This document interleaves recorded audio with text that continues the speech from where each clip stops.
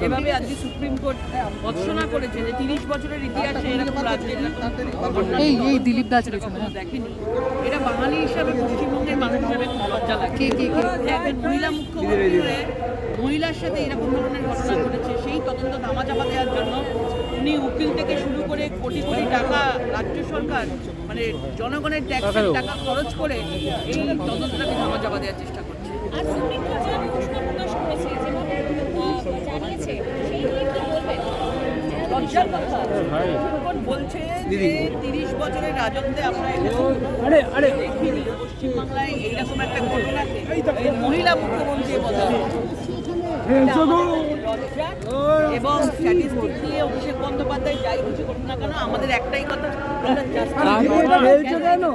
মাথা ঘোরানোর জন্য, চোখ ঘোরাবার জন্য এসব থেকে কিচ্ছু হবে না। এবং সুপ্রিম কোর্ট বাংলার পুলিশ, বাংলার